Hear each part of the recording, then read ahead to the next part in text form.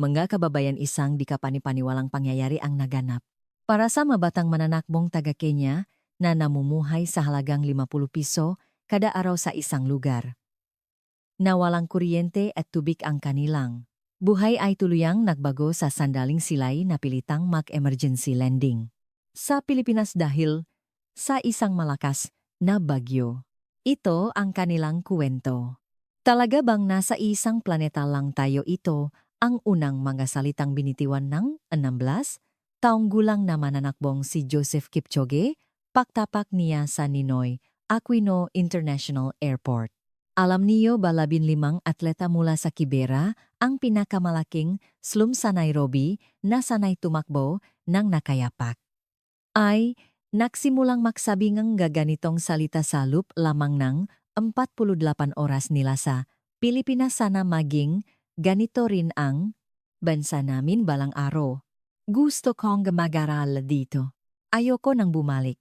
Ano kaya ang nangyari sa pusong nga kabataang ito na buong buhay na tumatakbo para takasan ang kahirapan? Ngayon ako si Jose Santos, isang tagasalin para sa International Association of Athletics Federations at personal kong nasaksihan ang lahat.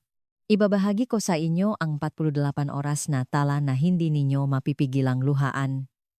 Bago tayo magsimula, kung maaari ay paki-like at subscribe sa channel para mas marami pa tayong may bahaging makuwentong tulad nito.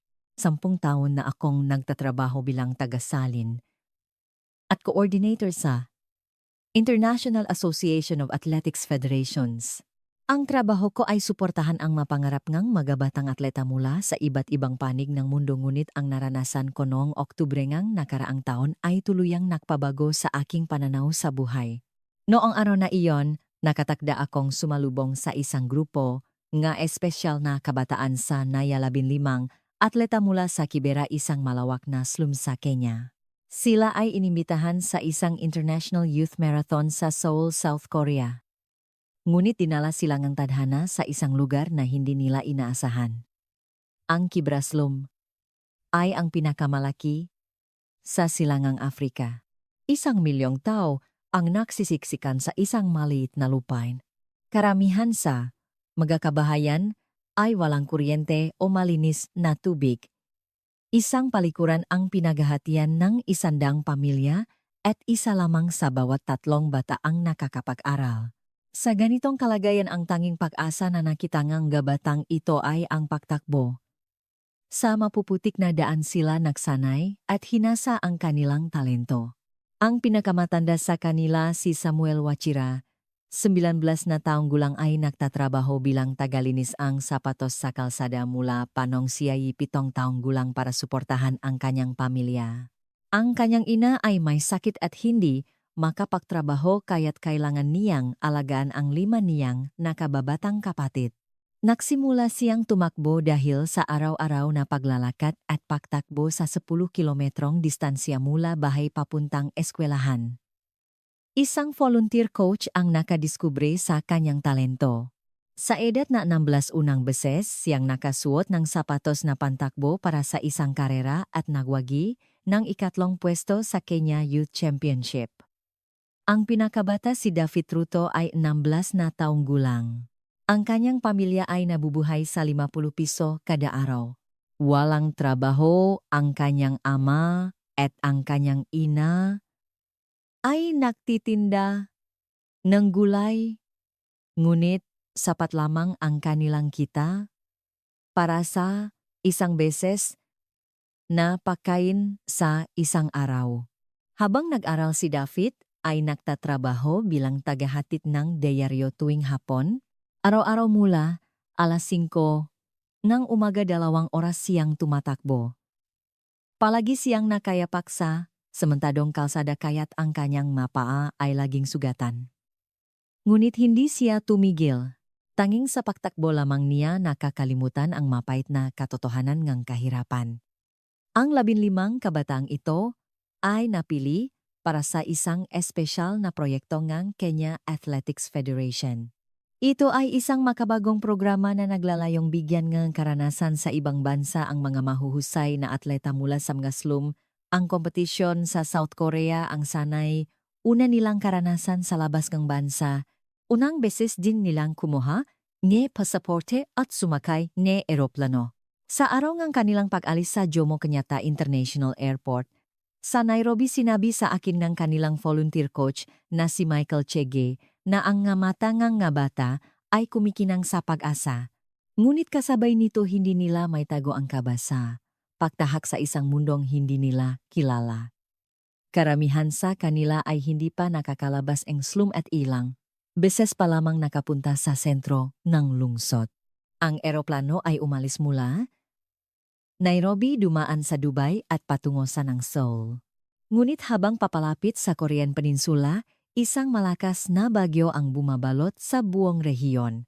Ang Incheon International Airport sa Seoul at maging ang mga kalapit na paliparan ay sarado.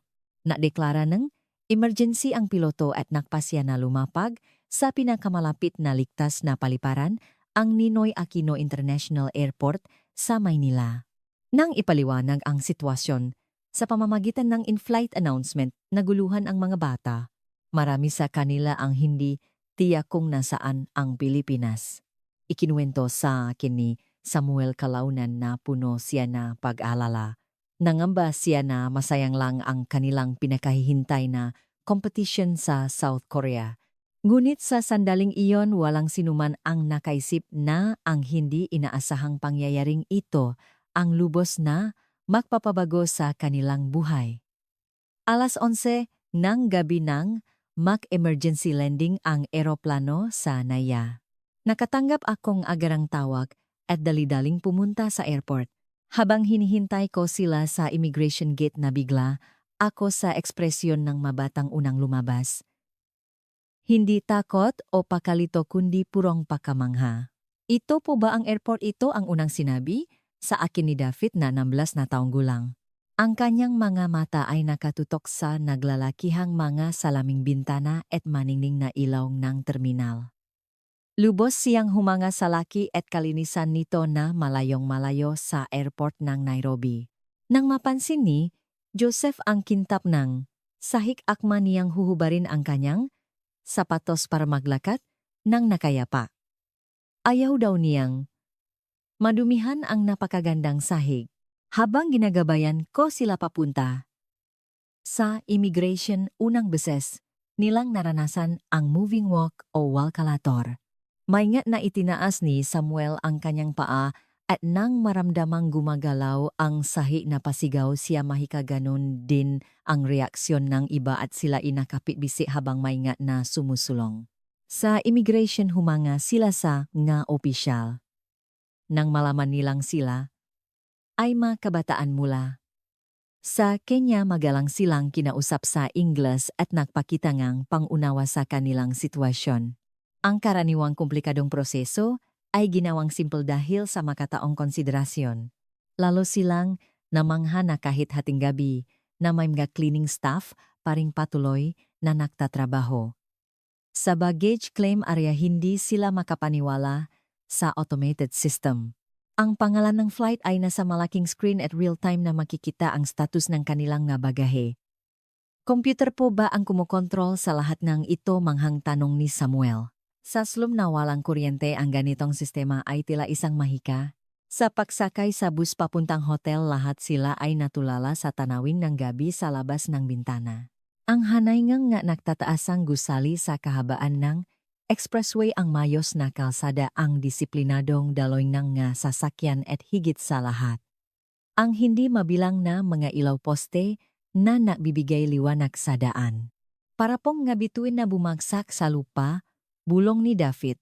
Sa loob ng bus ang pinakahindi nila malilimutang reaksyon ay nang makakita sila ng isang convenience store. Kahit lakpas na ngang alaunang madaling araw bukas pa ito at may mga taong normal na namimili sa loob. Bukas pa po ang matindahan kahit hating gabi hindi po ba delikado inosenteng tanong ni Joseph. Nakarating kami sa aming hotel sa Makati ngang alas 2 ngang umaga. Ngunit ang lungsod ay nabuhay pa rin at maraming tao sa labas. Ang pinakakinagulat nila ay ang makita ang mga kabataang babae na naglalakad ng mag-isa. Sa Kenya, napakadelikado para sa isang babae na lumabas mag-isa sa gabi ngunit dito, ibang-iba ang mundo. Za pag-check-in za front desk human gazila, za serbisyo ng staff. Kahit biglaan ang aming pagdating ni hindi sila napakita ang inis, sa halip malugot kaming tinanggap. Ipinaliwanag sa Ingles ang oras ng almusal at nga pasilida sa paligid, nang ipakita kung paano gamitin ang karki, tuwang-tuwa ang mga bata at tinawag itong magic card. Pagpasok sa kwarto mas malaki pa ang kanilang pagkagulat. Lahat sila ay namangha nang buksan ang gripo at lumabas ang malinaw na tubig. Sa slum hindi madaling makakuha ng malinis na tubig. Ang mainit na tubig mula sa shower ay tila isang himala. At ang kalinisan ng banyo kasama ang bidet ay talagang ikinagulat nilang lahat. Habang nakatingin sa city lights ng Makati mula sa bintana, sinabi sa akin ni Samuel, Mr. Santos, nasa earth pa po ba talaga tayo para kaming napatpad sa langit? Nang marinig ko iyon kumirot ang puso ko, naramdaman ko kung gaano kahalaga ang magiging karanasan nila sa Pilipinas. Kinabukasan sa breakfast hall hotel nagsimula ang panibagong pagkamangha. Nang makita ng bata ang buffet style na almusal ng laki, ang kanilang mga mata at natigilan. Tinapay, kanin, ulam, salad, prutas, inumin ito ang unang pagkakataon na nakakita silang ganito karaming pagpipiliang pagkain. Pwede po bang kainin lahat yan makano, pumaingat na tanong ni David. Nang ipaliwanag kong kasama na sa bayad sa hotel ang almusal, hindi sila makapaniwala. Sa slum swerte na kung makakain sila ng isang beses sa isang araw, ang ganitong karaming pagpipilian ay hindi umiiral. Habang pinapanot ko silang dahan-dahan at time-team na kumakay, na pagtanto ko kung gaano tayo kapalat sa mga bagay na itinuturing nating normal. Pagkatapos ng almusal nagpasya kaming mamasyal sa Maynila, una ipinasubok ko sa kanila ang MRT. Pagdating sa istasyon, nang Ayala natigilan sila, unang beses nilang makakita ng eskalator. Gumagalaw na hagdanan bulong ni Joseph. Isa-isa silang maingat na sumakay patungo sa ilalim ng lupa. Ang platform ng MRT ay ibang mundo para sa kanila. Ang iskedul ng pagdating ng tren na nakasulat kada minuto ang mga taong mayos na nakapila at ang pagdating ng tren sa tamang oras, lahat ay bago. Bakit po sila tahimik na nakapila? Tanong ni Samuel. Nang dumating ang tren, mas lalo silang namangha. Nabigay daan ang mana sa platform sa makabilang panig para makalabas muna ang mga bababa. Walang tulakan. Sa loop ng tren humanga sila sa kalinisan at katahimikan. Kahit maraming pasahero, walang nagsisigawan at nalaman nilang bawal makipag-usap sa telepono. Nang maupo sila interesado, nilang pinanood ang electronic display at pinakinggan ang automated voice na nag-aanunsyo ng susunod na istasyon. Nagsasalita ang makina, bulong ni David. Bumaba kami sa Taft Avenue, anaktong sa Sikate na Lunita Park. Ngunit bago iyon dumaan kami sa isang abalang kalsada sa Pasay. Ang dami ngang tao ay nakakabigla. Sa isang pedestrian crossing nang magbago ang ilaw, daan-daang tao ang sabay-sabay na tumawid. Ngunit walang nakabanggaan at mayos ang daloy. Bakit po hindi sila nakakabanggaan kahit nakmamadali sila? Tanong ni Joseph. Sa palengke sa Kenya normal ang tulakan kahit kaunti lang ang tao. Ito ang sandaling nasaksihan nila ang disiplina at pagbibigayan ng mga Pilipino. Nang mapadaan kami sa isang mall, napansin nila ang pananamit ng makabatang babae. Ang gaganda pong gadamit nila, sabi ni Samuel. Ngunit ang pinakakinagulat nila ay ang ugali nga sales lady. Kahit nga dayuhan sila, hindi sila pinandirihan. Sa halip sinalubong sila nga ngiti. Para sa tanghalian pumasok kami sa isang 8 all-you-can buffet. Nang makita nila ang maumikot na pagkain sa conveyor belt sa isang Japanese restaurant sa lubong buffet, inakala nilang mahika ito. Mula sa tanong na kinakain po ba ang isda ng hilaw hanggang sa paggamit ngang toyo, anghang, wasabi at lasang green tea, lahat ay bago para sa kanila. Humanga rin sila sa touch panel ordering system na may mga litrato kaya madali silang nakapili. Habang kumakain, isang pamilyang Pilipino sa katabing mesa ang lumapit. Mabait silang nagtanong kung saan kami galing at kumusta ang Pilipinas. Naantik ang nga bata sa pagsisikap ngang pamilya na makipag-usap sa Ingles. Nang sabihin ng ama ng pamilya ang gagaling ng taga Kenya sa marathon nagliwanag ang kanilang mamata. Nung hapon nagtungo kami sa National Museum of Natural History sa Maynila. Nang akman akong magbabayad, ng entrance fee nalaman naming libre ito para sa lahat. Hindi po kailangang magbayad para matuto, hindi makapaniwalang tanong ni David. Lahat ng nakadisplay mula sa buto nga dambuhalang hayop nga exhibit sa agham et teknolohiya ay bago sa kanila. Ang pinakatumatak ay ang exhibit tungkol sa kasaysayan ng mundo at evolusyon. Ipinakmalaki nila ng malaman na ang Afrika ang pinakmulan ng sangkatauhan. Ngunit kasabay nito nakita nila ang agwat ng kanilang bansa kumpara sa pag-unlad ng teknolohiya. Bakit po ganito kalaki? Ang pagkakaiba natin kahit nasa isang mundo lang tayo, seryosong pag-iisip ni Samuel. Gabi nagtungo kami sa Green Hills Shopping Center. Ang tanawin ng napakaraming electronic gadgets ay parang isang mundo mula sa hinaharap. Mga cellphone, game console, computer, TV, lahat ay mga produktong hindi pa nila nakikita sa slum. Walang katapusan ang tanong nilang. Para saan po ito? Sa loob ng isang appliance store na manghasila sa display at serbisyo ng gas staff. Bawat produkto ay may detalyadong paliwanag at pwedeng subukan. Hindi ko malilimutan ang reaksyon ng mga bata ng unang beses nilang masubukan ang video game. Tuwang-tuwa sila na ang karakter sa screen ay gumagalaw ayon sa kanilang kontrol. Nang gabing iyon pabalik sa hotel, inalala namin ang buong araw. Hindi makatulog ang mabata sa sobrang excitement. Totoo po ba lahat ng nakita natin kanina, sabi ni David na parang nananaginip? Para sa kanila ito ang pinakakapanapanabik na araw ngang kanilang buhay. Sa ikalawang araw mayroon silang hiling, gusto nilang makakita ng isang library. Dahil sa nalaman nila sa museo, naging interesado silang malaman kung ano ang itsura ng isang lugar ng kaalaman. Nagtungo kami sa National Library of the Philippines. Pagpasok pa lang natulala sila. Namangha sila sa maestanteng abot kisame ng puno ngang hindi mabilang na aklat. Lahat po ba ito ay libro? Hindi makapaniwalang tanong ni Samuel. Sa slum ang libro ay isang luho. Kahit sa eskwelahan ko lang ang mga textbook. Isang librarian ang mabait na naglibot sa amin. Ipinaliwanag niya na libre itong gamitin, kahit sino ay pwedeng magbasa at may mga tahimik na lugar para mag-aral. Nagliwanag ang kanilang mga mata nang malaman na marami ring librong nakasulat sa Ingles.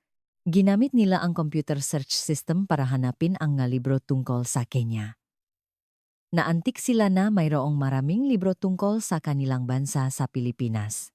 Hawak ang mga libro tungkol sa kasaysayan, kultura at kalikasan ng Afrika. Tinitingnan nila ang malitrato at inalala ang kanilang bayan.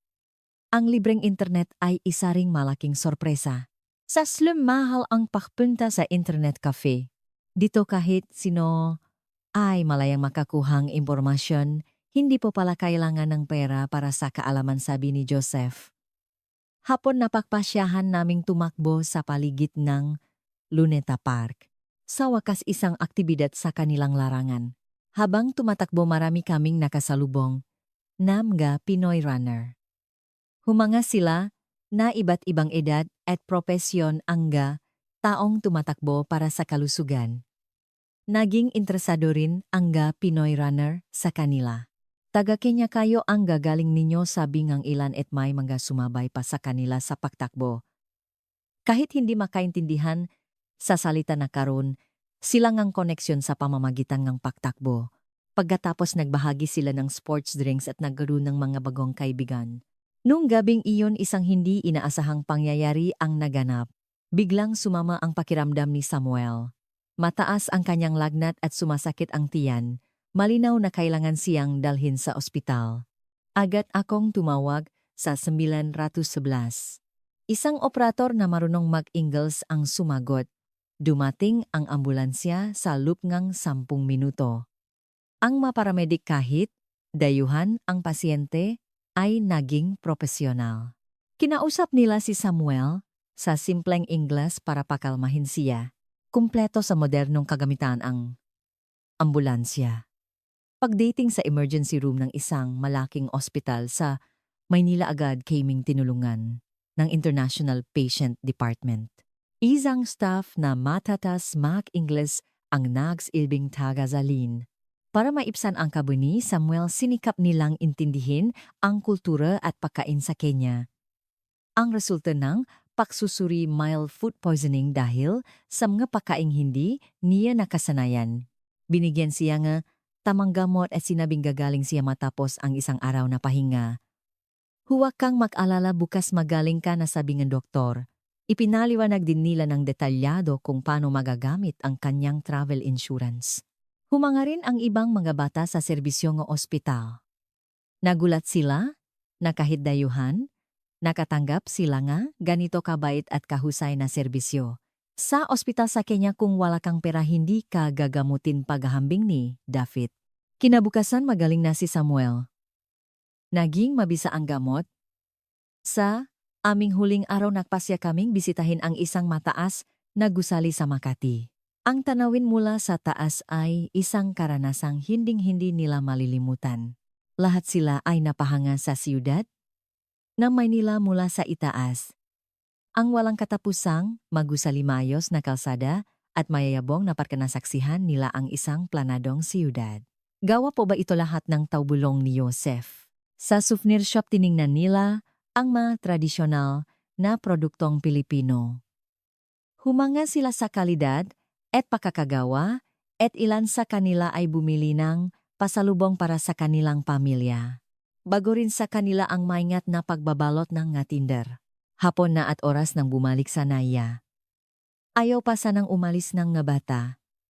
Sana manatili pa kami dito.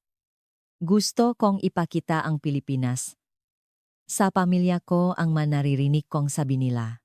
Sa loob lamang ng 3 araw tuluyang nagbago ang kanilang pananaw sa mundo. Habang naghihintay sa departure patuloy, nilang inaalala ang kanilang karanasan. Mr. Santos, makakabalik pa po kaya kami sa Pilipinas? Seryosong tanong ni Samuel. Mag-aral po ako at mag-insayo ng mabuti. Babalik po ako, dagdag niya ng may determinasyon.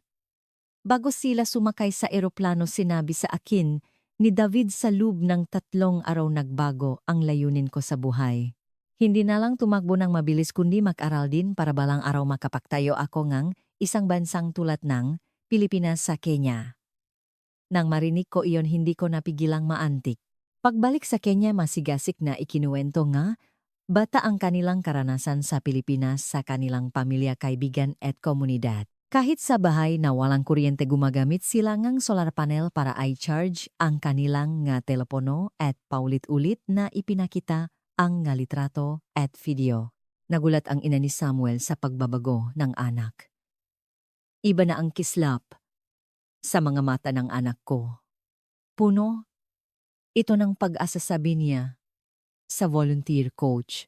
Isinulat ni David sa isang notebook ang lahat ng natutunan niya sa Pilipinas at sinimulang ituro ito sa ibang mga bata. Balang araw gagawin nating kasing ganda ang Pilipinas ang ating lugar, sabi niya sa mga nakatatanda. Nang itampok sila sa isang lokal na istasyon ng radyo, bumuhos ang reaksyon mula sa mga tagapakinig. Totoo may ganoong bansa gusto ko ring pag-aralin ang anak ko sa Pilipinas? Ang pinakamalaking pagbabago ay nangyari sa ibang kabataan sa Kibera. Dahil sa kwento ng 15 nagbago ang kanilang pananaw sa pag-aral. Dumami ang gumagamit ng lokal na library at nakaroon ng mga voluntaryong grupo para mag-aral ng Ingles. Nakaroon sila ng malinaw na layunin ang makapunta sa Pilipinas. Pakalipas nga 6 na buwan, isang magandang balita ang dumating. Napili si Samuel bilang isang imbitadong atleta para sa Manila Marathon at si David ay nakatanggap ng scholarship offer mula sa isang universidad sa Pilipinas. Ang pagkikita natin ang nagpabago ng buhay ko, sabi niya sa akin. 1 taon ang lumipas, bumisita ako muli sa Kenya. Kapansin-pansin ang pagbabago sa Kiberaslum.